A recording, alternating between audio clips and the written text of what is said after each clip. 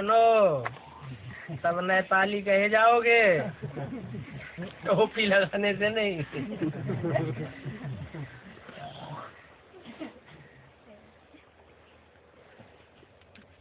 आज का रात्रि क्लास है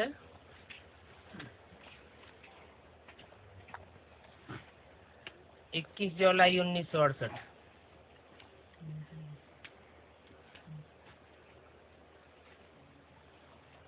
बच्चों ने अनुभव सुनाया,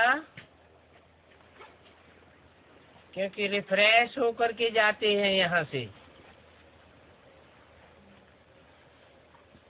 बाप का मुंह देखते हैं,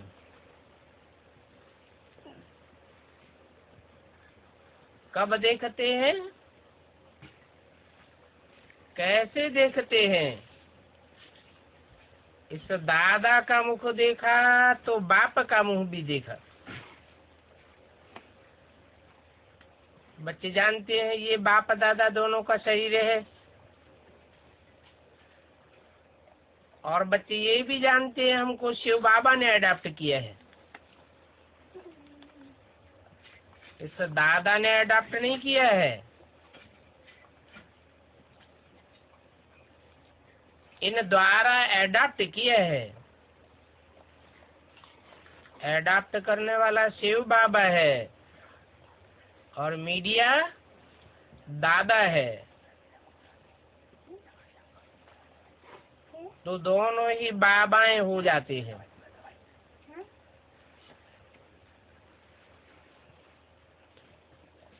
बाबा ने इस बाबा द्वारा तुमको अडॉप्ट किया है,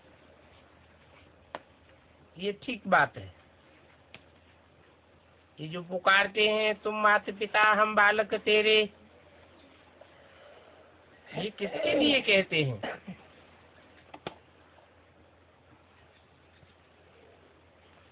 शिव बाबा को याद नहीं करते हैं।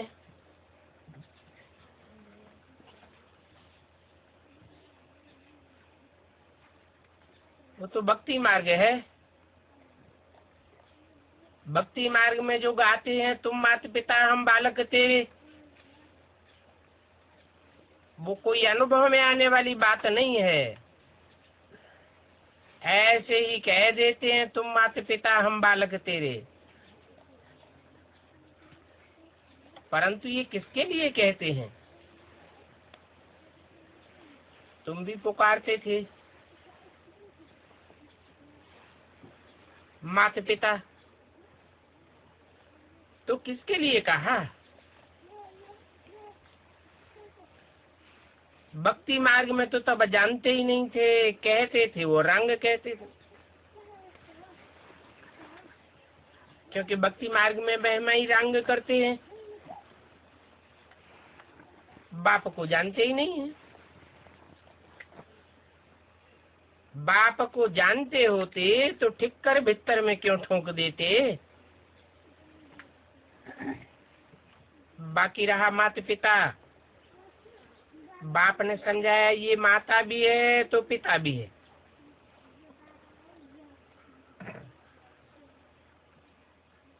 माता है ब्रह्मा द्वारा और पिता भी है,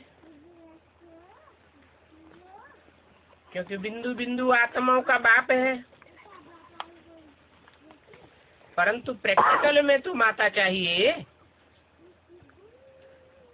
इसलिए सरस्वती को अडॉप्ट किए हैं।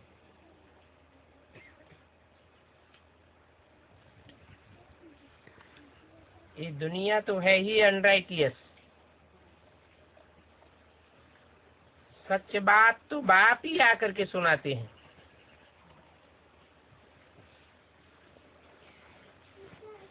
बल तुम कहते हो माता पिता, भगवान को ही कहते हो, परंतु फिर कोई समझते नहीं है। अभी तुम तो समझते हो, तब समझते हो जब बाप ने समझाया है। नहीं तो बेसमझ बनने से क्या हाल हो गया है। कल तक बेसमझ थे, अभी बाप से ज्ञान मिला है तो तुम कहते हो हम ये लक्ष्मी नारायण बनेंगे। बाप जो स्वर्ग की रचना करते हैं, डायनास्टी राजधानी रचते हैं, उसके लिए ही तुम पुरुषार्थ करते हो। इस पुरुषार्थ का नाम ही है राजयोग, और ये राजयोग बाप ही सिखलाते हैं। जबकि जानते हो हम आत्माओं को बाप ने अडॉप्ट किया है, तो फिर उनको भूलते क्यों हो? तुमको तो ऊंचे से ऊंचे बाप ने अपना बनाया है। इब्राहिम, बुद्ध, क्राइस्ट को ऊंचे से ऊंचा बाप नहीं कहेंगे। वो कोई स्वर्ग स्थापन नहीं करते हैं। ऊंचे से ऊंचा बाप ऊंचे से ऊंचे दुनिया की स्थापना करते हैं। पर तुम उनको भूल क्यों जाते हो? भूलने से विकर्म विनाश नहीं होते हैं। जब कहते हो हम शिव बाबा की संतान हैं, ऊंचते ऊंच की संतान है, तो फिर भूलते क्यों हो? याद करो, योग अक्षर तो सन्यासियों का है। अभी तुमको जो ज्ञान मिलता है वो भक्ति मार्ग में मिल नहीं सकता। भक्ति मार्ग में है भक्ति, बुद्धि को ठिकाना तो मिलता नहीं है। बुद्धि भागती रहती है, दर बदर होती रहती है, और अभी तुम्हारी बुद्धि को ठिकाना मिल गया है। क्योंकि ज्ञान तो ज्ञान सागर बाप ही आकर के देते हैं। जानते हो भगवान जब आए तो आकर के सदगति हो।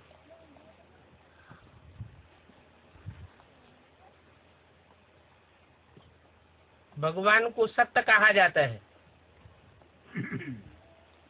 सत्य युग स्थापन करने वाला है, सदगुरु है, जरूर सत्य ही सुनावेंगे।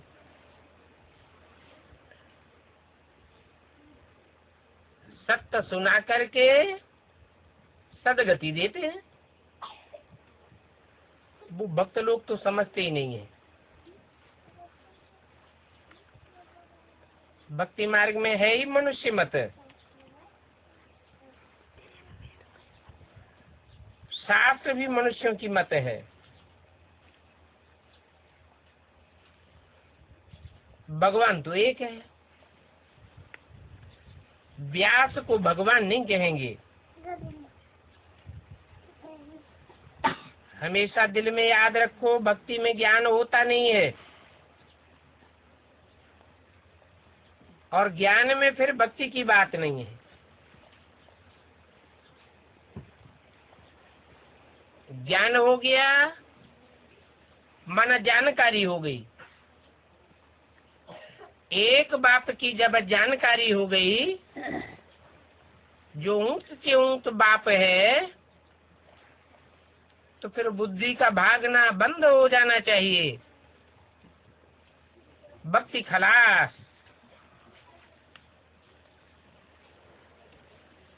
अभी तुमको बाप द्वारा नई दुनिया में जाना है, इस बात का तुमको निश्चय है, तो फिर भूलते क्यों हो? बल माया के तूफान आते हैं, परंतु उन तूफानों से हराना नहीं चाहिए, क्योंकि तुमको साथ ही मिला है सर्वशक्तिवान। बाप समझाते हैं 2-4 रोज के लिए भी तूफान आ जाता है। ऐसे तूफान आते हैं जो बाप की याद ही भुला देते हैं। हम विश्व के मालिक बनते हैं, वो बात भूल जाते हैं, फिर मुरली सुनते ही नहीं है। जो मुरली सुनने वाले हैं उनको तो याद नहीं भूलनी चाहिए। बहुत बच्चे हैं मुरली नहीं पढ़ते हैं, अथवा तो रेगुलर नहीं पढ़ते हैं, रास्ते में कहीं जाते हैं तो मिस कर देते हैं, फिर पढ़ते ही नहीं। मुरलियों में कोई कोई समय ऐसी ऐसी पॉइंट्स निकलती है जो जीवन में कहीं संशय आदि आ जावे तो मिट जावे। तो मुरली तो कभी मिस नहीं करनी चाहिए।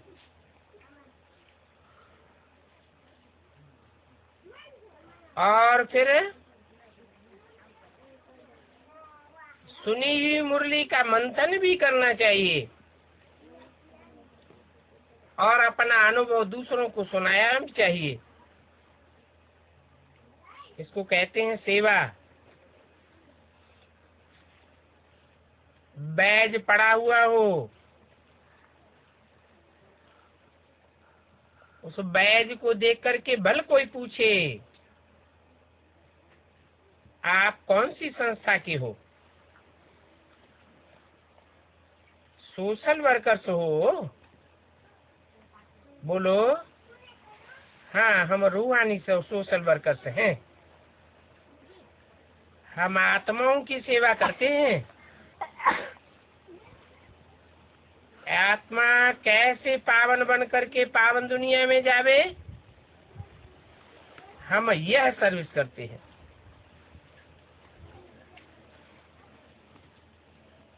तुम लोगों को किसको समझाने की खुशी नहीं रहती है। स्टेशन पर कितनी चीजें बेचने के लिए ले जाते हैं, तुम भी तो सौदागर हो ना। और ये बाप का मैसेज देते हो तो तुम मैसेंजर हो। परंतु बहुत हैं जो इन बातों को भूल जाते हैं। इन बातों को सुनाने में लज्जा आती है। बूढ़ी माताओं को भी बाप समझाते हैं कि एक बाप को याद करो तो स्वर्ग की बादशाही मिल जाएगी।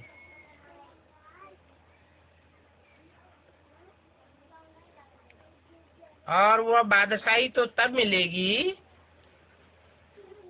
जब एक बाप में मोह पैदा हो जाए। बूढ़ियों को मोह होता है ना, तो मोह उस बाप में होना चाहिए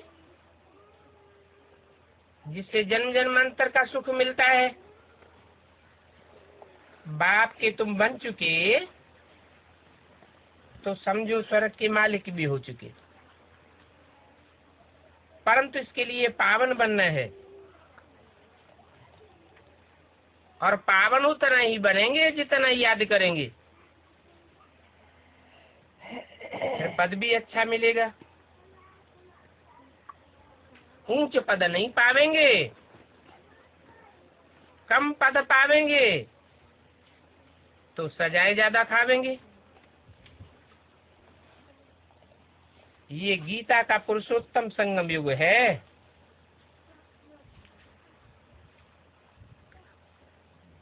गीता में नर अर्जुन को पुरुषों में उत्तम पुरुषोत्तम बनने का ज्ञान दिया गया। इस बात का किसी को पता नहीं है कि नर अर्जुन कब पुरुषोत्तम बना। उन्होंने तो गीता का एपिसोड द्वापर के अंत में डाल दिया है। अब द्वापर के अंत में भगवान आवेगा तो 16 कला संपूर्ण सपुरुषोत्तम कैसे बनावेगा। द्वापर के बाद तो फिर कलाहीन कलयुग होता है। कलाहीन कलयुग में पुरुषोत्तम कहाँ से आवेंगे?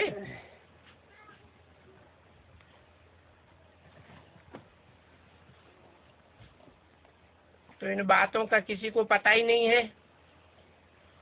अभी सिर्फ तुम बच्चों को मालूम है।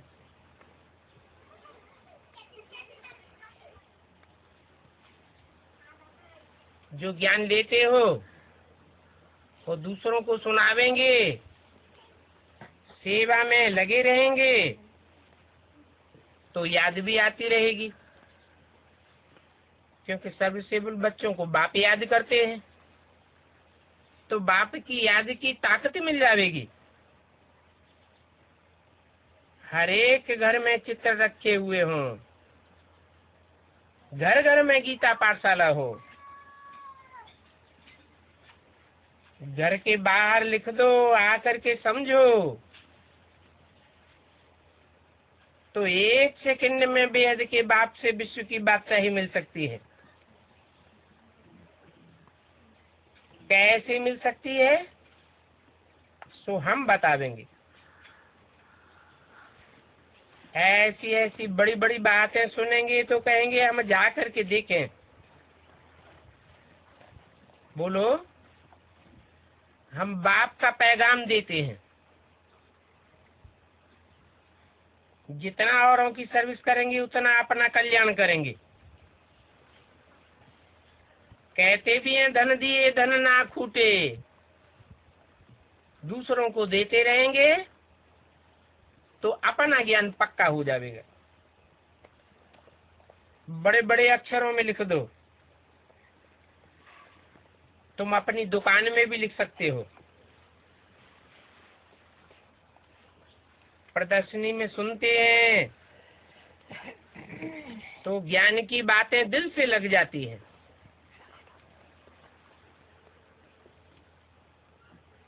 प्रदर्शनी देखने मात्र से ही, दिल में थोड़ी बात लग जाने मात्र से ही प्रजापद में आ जाएंगे।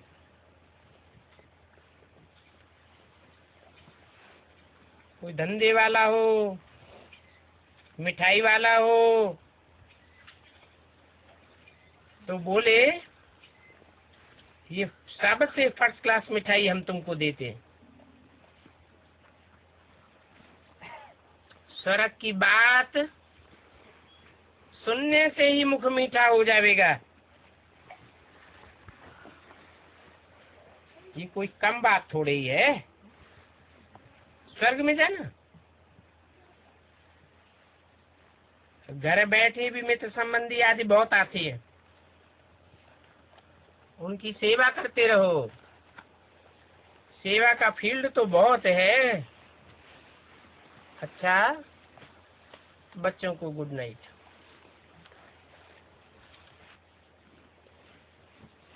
अगला प्रातः क्लास है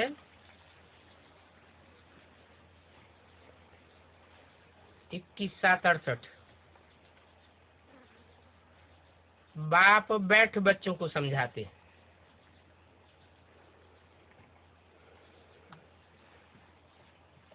क्योंकि जाना तो सबको है और शरीर छोड़ करके जाना है। तो जब जाना ही है, दुनिया का विनाश होना ही है, और ये भी जानते हैं कि जावेंगे तो इसे दुनिया की सब बातें भूल जावेंगे। भूल जाने का ही है।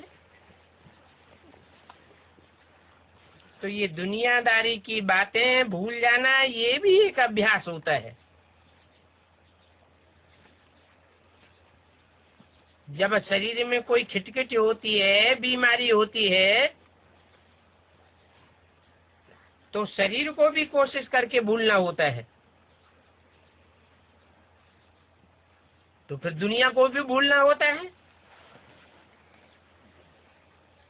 और ये भूलने का पक्का अभ्यास होता है अमृत वेले, सुबह को पक्का कर दें उस समय कि बस अभी हमको वापस जाने का है। ये वापस जाने का ज्ञान तो बच्चों को मिला है, क्योंकि ये सारी दुनिया छोड़ करके अपने घर में जाना है। घर प्यारा लगता है ना, अपनी राजधानी भी प्यारी लगती है। तो बच्चों को घर की याद में, राजधानी की धुन में बैठना है। सोते हुए, चलते हुए, बैठे हुए बुद्धि में है अभी घर जाना है। इतना भी अगर हो जाए तो जाति ज्ञान की दरकार ही नहीं। कोशिश करके इसी वैराग्य की अवस्था में रहना होता है। बल शरीर को कितनी भी तकलीफ होती है तो भी बच्चों को समझाया जाता है कि कैसे अभ्यास करो। ऐसा अभ्यास करो जैसे कि तुम इस दुनिया में हो ही नहीं।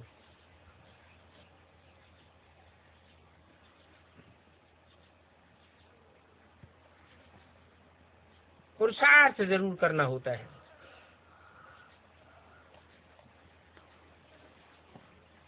पिछाड़ी में ये दो बातें जाकर के रहती हैं, शांति धाम और सुख धाम। शांति धाम में जाना है, इस दुनिया को छोड़ करके जाना है, और फिर इस दुनिया में वापस नहीं आना है, अपनी राजधानी में वापस आना है। तो जाना है फिर आना है। देखा जाता है इसी याद में रहने से शरीर के जो रोग तंग करते हैं वो भी ऑटोमेटिकली ठंडे हो जाते हैं, क्योंकि घर जाने की, राजधानी में जाने की वो खुशी आ जाती है। कहते भी है खुशी जैसी खुराक नहीं।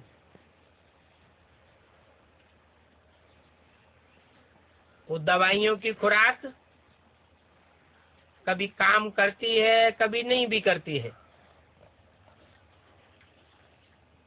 इसलिए बच्चों को भी आकर के समझाना पड़ता है, ये खुशी की खुराक खाते रहो।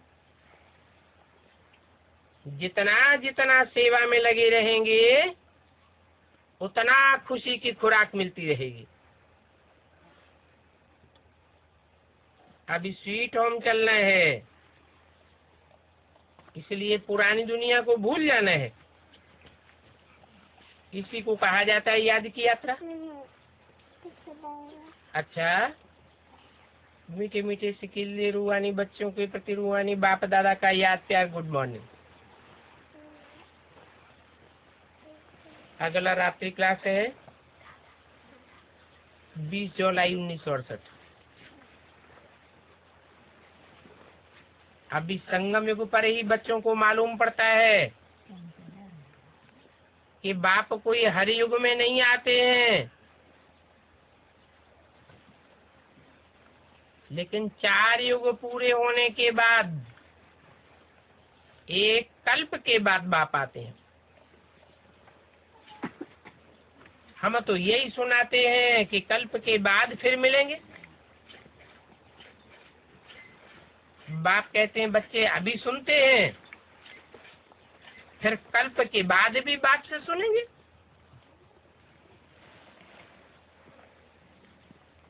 बाप कहते हैं मैं कल्प कल्प आकर के तुम बच्चों को मार्ग बताता हूँ, और मार्ग पर चलना तो बच्चों का काम है। रास्ता मैं बताता हूँ, कहाँ जाने का रास्ता बताता हूँ। सुखधाम और शांति धाम जाने का रास्ता बताता हूँ।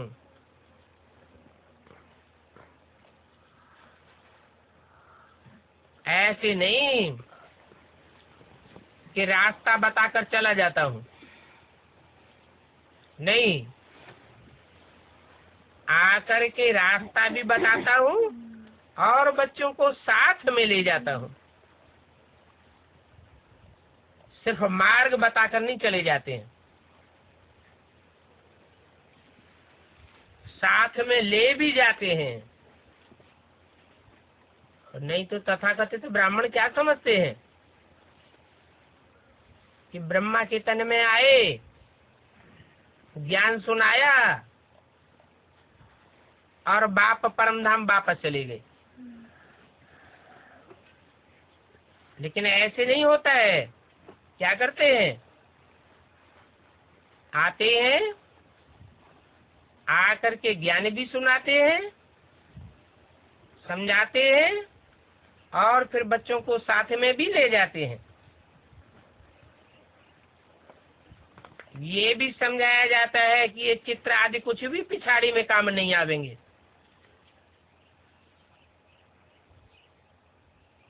तुमने जो याद की प्रैक्टिस की है वो ही काम में आवेगी।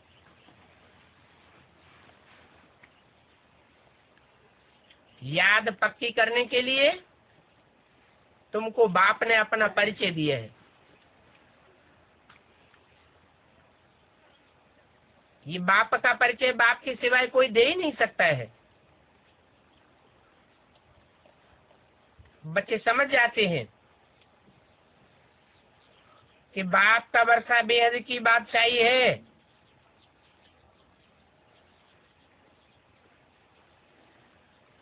और वो भी पवित्र दुनिया की बादशाही है। और यहाँ भी तुम सब बच्चों को पवित्र बनना है। जो कल मंदिरों में जाते थे, महिमा गाते थे इन लक्ष्मी नारायण की, उन सब को पवित्र रहना पड़े। बाबा तो इन लक्ष्मी नारायण को भी बच्चे बच्चे कहेंगे। उन्होंने ऊंच बनने की महिमा गाते थे तो जरूर ऊंच बनने का पुरुषार्थ करते हैं। शिव बाबा के लिए ये बातें कोई नई नहीं है, तुम्हारे लिए नई बातें हैं, क्योंकि तुम तो जन्म मरण के चक्र में आते आते सब बातें भूल गए।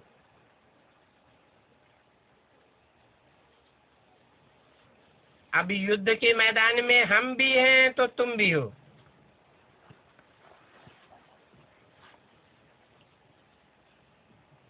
हमको और तुमको विकल्प तंग करते हैं। ये किसने बोला? शिव बाबा ने बोला या ब्रह्मा बाबा ने बोला है? ब्रह्मा बाबा ही बोलेंगे कि हमको भी इस समय विकल्प तंग करते हैं और तुमको भी तंग करते।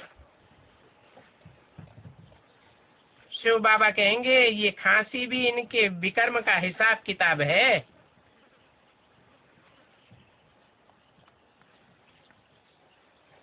इस खांसी आदि के हिसाब किताब को भी भोगना पड़ता है।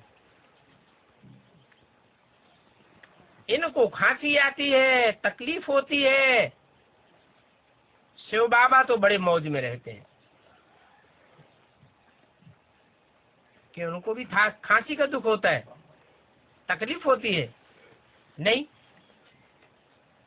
जैसे जीसस में क्राइस्ट प्रवेश होता है, फांसी लगी क्राइस्ट को, दुख किसको होता है?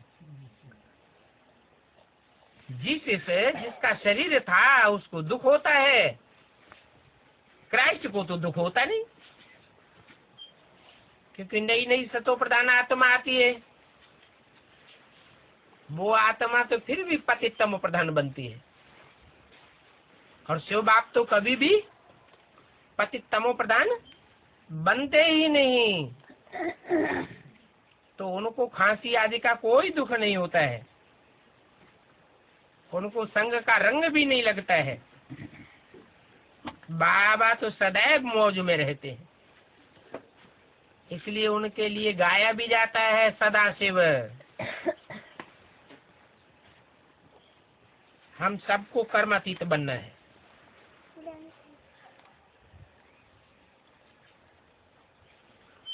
शिव बाबा तो है ही सदैव कर्मातीत। उनको तो कर्मों का कोई भी बंधन कभी भी नहीं लगता है।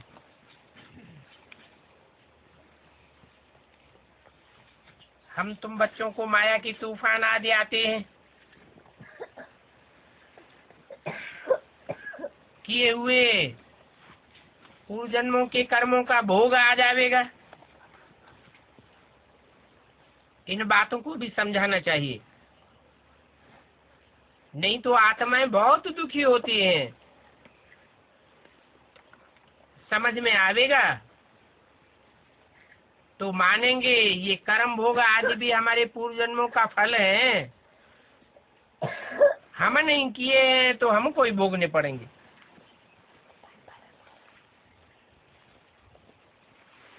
तो बाबा तो रास्ता बताते हैं और बच्चों को सभी कुछ समझाते हैं। मानो इस रथ को कुछ होता है, बीमारी आदि होती है, तकलीफ होती है, तो तुमको फीलिंग आवेगी दादा को कुछ हुआ है। बाप समझाते हैं मेरे को तो कुछ भी नहीं होता, इनको होता है। किनको किनको होता है? अरे ब्रह्मा को होता है, मेरे को तो कुछ भी फीलिंग आदि नहीं होती। तुम बच्चों को फीलिंग होती है। तो बाप समझाते हैं ज्ञान मार्ग में अंधश्रद्धा की बात नहीं है,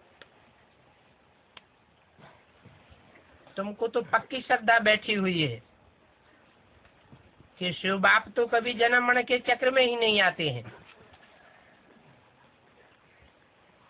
वो तो सदैव परे ते परे की स्टेज में रहते हैं। 5 तत्वों के बंधन में इनकी आत्मा नहीं आती है, इसलिए इनको कोई फीलिंग नहीं आती, कोई परेशानी नहीं होती। फिर ये भी समझाते हैं कि मैं किस तन में आता हूँ, किस तन में आता हूँ। कम जन्म लेने वाले के तन में नहीं आता हूँ, जो ऑलराउंड पार्ट नहीं बजाते हैं उनमें नहीं आता हूँ। मैं सिर्फ उस तन में आता हूँ जो 5000 वर्ष का पूरा चक्कर लगाते हैं।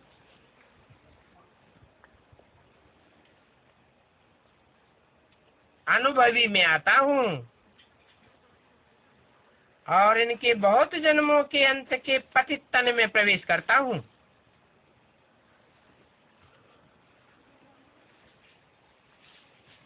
बहुत जन्म कितने होते हैं? 84 जन्म। और 84वें जन्म का जो अंतिम टाइम है, 60 साल से ऊपर की एज, वो अंत की एज है। पतित से पतित तन कहेंगे, उस तन में प्रवेश करता हूँ। दादा भी समझते हैं कि जैसे और बच्चे हैं वैसे मैं भी बच्चा हूँ। ये दादा भी पुरुषार्थी है, ये भी कोई संपूर्ण नहीं बना है। तुम सभी प्रजापिता ब्रह्मा के बच्चे ब्राह्मण हो, पुरुषार्थी हो,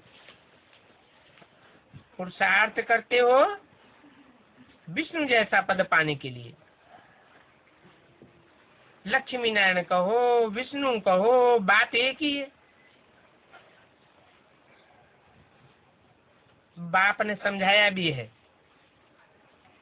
आगे इन बातों को नहीं समझते थे, ब्रह्मा को भी नहीं समझते थे, विष्णु को भी नहीं समझते थे, शंकर को भी नहीं समझते थे, न कृष्ण को समझते थे, अपने को ही नहीं जानते थे। अभी तो हम बाप को भी जानते हैं, ब्रह्मा विष्णु शंकर को भी जानते हैं। ब्रह्मा विष्णु शंकर को देखने से ही समझ में आ जाता है कि ये ब्रह्मा, ये शंकर तपस्या में क्यों बैठे हुए हैं।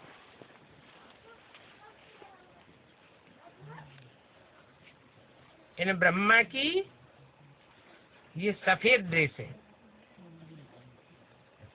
इनकी कर्मातीत अवस्था भी यहाँ ही होगी। इन एडवांस तुमको सब साक्षात्कार हो जाता है।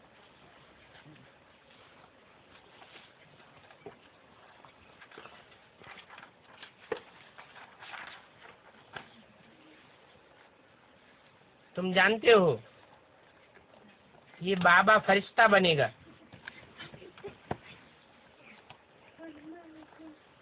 अभी तो नहीं कहेंगे कि फरिश्ता है।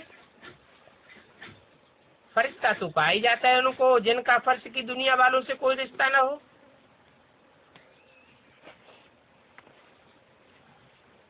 जैसे तुम हो, जिस कपड़े में हो, जानते हो हम कर्मातीत अवस्था को पा करके फरिश्ता बनेंगे,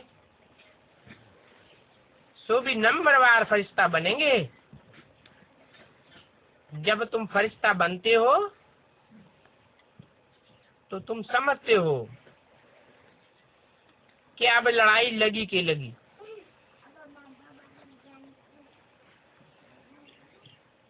मिर्वा मौत मलू का शिकार होने लगता है। ऐसी ऊंची स्टेज बच्चों को धारण करनी है, कोई का मोह ना आवे। ये भी निश्चय है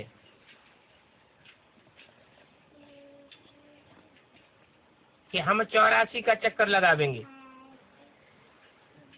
और कोई इन बातों को समझ नहीं सकते हैं। ये नया ज्ञान है। बाप नया ज्ञान सुना करके नई दुनिया की स्थापना करते हैं। वो गुरु लोग तो पुरानी शास्त्रों की बातें ही सुनाते रहते हैं। अब पुरानी पुरानी बातों का ज्ञान सुनने से कोई नई दुनिया थोड़ी ही बन जाएगी। और फिर यहाँ तो बाप पावन बनने के लिए याद भी सिखलाते हैं।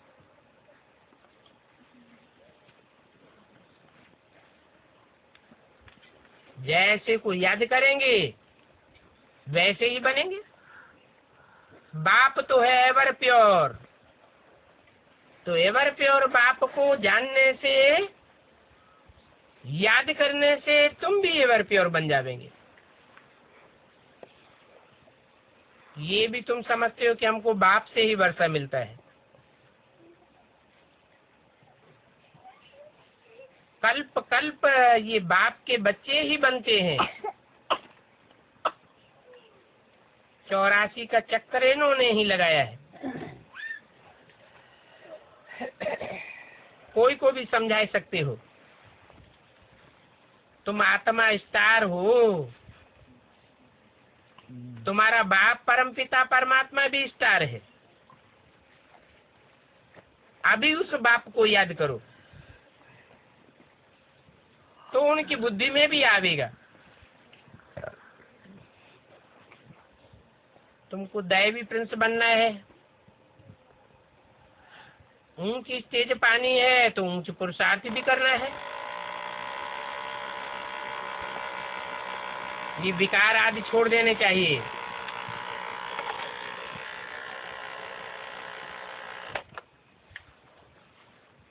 बाप समझाते हैं कि भाई बहन के संबंध में भी विकार आ जाते हैं। तो आत्मा आत्मा भाई भाई समझना पड़े, तब विकर्म विनाश होंगे।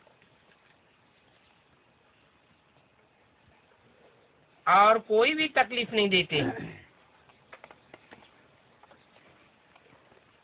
पिछाड़ी में और कोई भी बातों की दरकार नहीं पड़ेगी।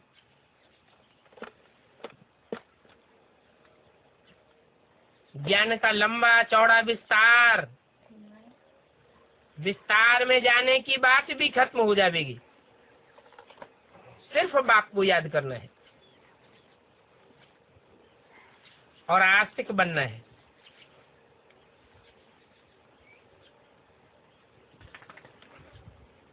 आस्तिक किनको कहा जाता है? जो बाप को जानते हैं उनको आस्तिक कहा जाता है।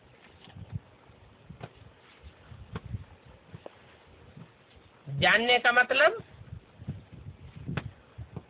पूरी पहचान भी हो और वो पहचान हम दूसरों को भी दे सकें।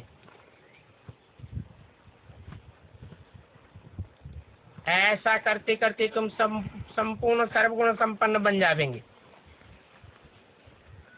ये लक्ष्मी नारायण का चित्र बड़ा एक्यूरेट है। सिर्फ बाप को भूल जाने से दैवी गुण धारण करना भूल जाते हैं। बच्चों को चाहिए कि वो एकांत में बैठ करके विचार सागर मंथन करें।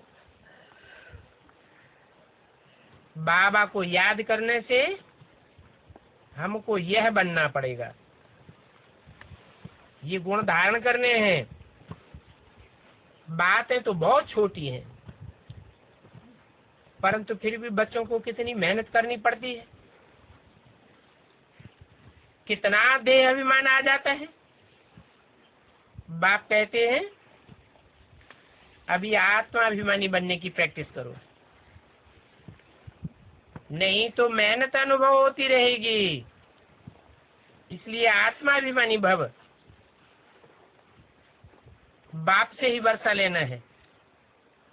बाप को याद करेंगे तो सारा किचड़ा निकल जाएगा। समझते तो हैं, ज्ञान सारा बुद्धि में रहता है, फिर भी बच्चे भूल जाते हैं, क्योंकि ये भूल भुलैया का खेल है। बच्चे जानते हैं बाबा आया हुआ है तो बाबा से बेहद का वर्षा मिलेगा। जिनको इस बात का निश्चय है कि बाबा से बेहद विश्व की बादशाही का वर्षा मिलता है, वो पुरुषार्थ करते हैं। ये भी निश्चय है कि बाप इस रथ में आया हुआ है, तो गाते भी हैं ब्रह्मा द्वारा ये देवता बनना है। ब्रह्मा द्वारा स्थापना करते हैं ना। तुम बच्चे जानते हो अभी ये स्थापना हो रही है। कैसे? ब्रह्मा का शरीर तो छूट गया, फिर स्थापना कैसे होगी? बल शरीर छूट जाता है। जिस शरीर को दाढ़ी मूछ वाला भिखारी ब्रह्मा दिखाया जाता है वो छूट जाता है, परंतु वही ब्रह्मा की आत्मा जब कोई स्त्री चोले में प्रवेश करती है और स्वर्ग के गेट खोलने के निमित्त बनती है, तो वो तन पूजा जाता है। ब्रह्मा कहो जगदम्बा कहो, बात तो एक ही है। इतनी सहज बातें भी तुमसे थिरक जाती हैं। बाकी एक अलफ है, बेहद के बाप से बेहद की बादशाही मिलती है। बाप को याद करने से नई दुनिया याद आ जाएगी। अबलाएं कुब्जाएं कोई भी हो, पुरुषार्थ करके बहुत ऊंचा अच्छा पद पा सकती है। करना क्या है? सिर्फ अपन को आत्मा समझ बाप को याद करना है। बाप ने तो रास्ता बताया, कहते हैं अपन को आत्मा निश्चय करो, फिर बाप की पहचान तो मिल गई ना, बुद्धि में बैठ जाता है। ये भी जानते हो कि अभी हमारे 84 जन्म तो पूरे हुए,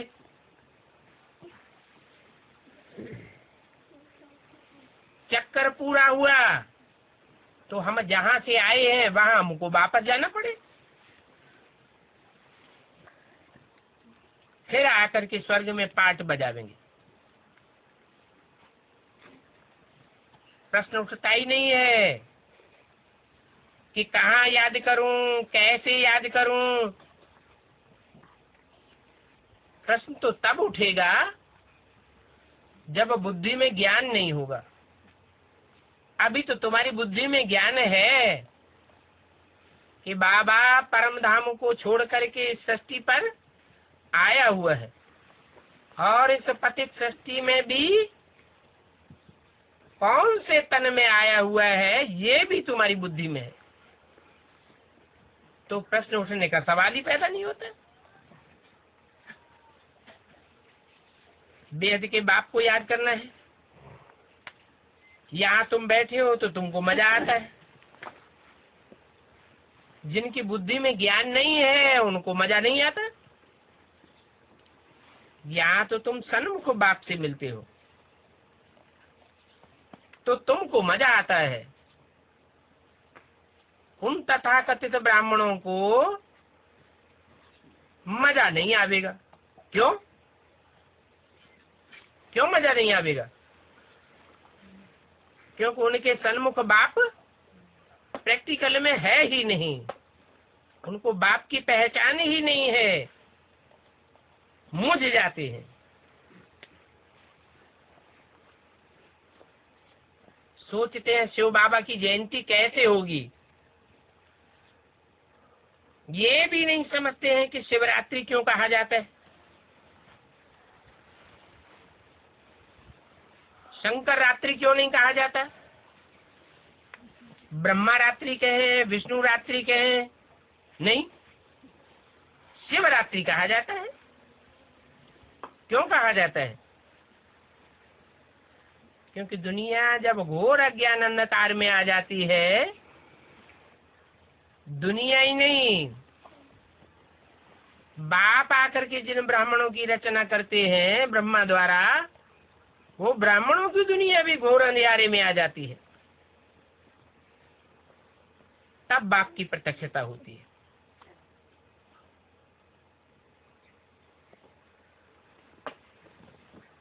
प्रत्यक्षता होना माना दुनिया की नजरों में बाप का आना। आते तो है ना नई दुनिया की स्थापना करने। ये बात समझना तो बहुत सहज है, बच्चे खुद समझते हैं। दैवी गुण धारण करने हैं, ज्ञान लेते रहेंगे और आसुरी गुण धारण करते रहेंगे तो 100 गुना पाप का बोझा चढ़ता जाएगा। मेरी निंदा कराने वाले ऊंच ठौर नहीं पा सकेंगे। बाप की निंदा करावेंगे तो पद भ्रष्ट हो जाएगा। वो सन्यासी लोग तो यूं ही कहते रहते हैं, सदगुरु निंदक ठौर न पावे। वो तो खुद ही घरघाट छोड़ करके जंगलों में घूमते हैं, उनके पास कौन सा ठौर है? ये तो बाप के ठौर की बात है। बाप जब आते हैं तो शांति धाम और सुख धाम का ठौर तुमको दिखाते हैं। तुम तो स्वीट होम के वासी हो, तो बहुत मीठा बनना चाहिए। कोई भी प्रकार की रफ डफ बातें नहीं करनी चाहिए। कोई कुछ भी बोले, तुम रफ डफ बात मत करो। ये कोई दैवी गुण नहीं है, समझना चाहिए। ये तो आसुरी गुण है, प्यार से समझाना होता है। ये तुम्हारा दैवी गुण नहीं है। शिष्टाचारी देवताओं को कहा जाता है, वो श्रेष्ठ आचरण करने वाले होते हैं, भ्रष्ट आचरण नहीं करते हैं जो कोई को दुख हो जावे। श्रेष्ठ इंद्रियों से आचरण करने वाले को श्रेष्ठाचारी कहा जाता है, और भ्रष्ट इंद्रियों से आचरण करने वालों को भ्रष्टाचारी कहा जाता है। भ्रष्टाचारी कहा ही जाता है मनुष्यों को। मनुष्य चंचल मन वाले होते हैं, तो भ्रष्टाचारी भी होते हैं। देवताओं का मन चलायमान नहीं होता है, मन एकाग्र रहता है आत्मा के ऊपर, आत्मिक स्टेज में रहते हैं, तो श्रेष्ठ इंद्रियों से सुख भोगते हैं। इस समय तो कोई भी देवता नहीं है।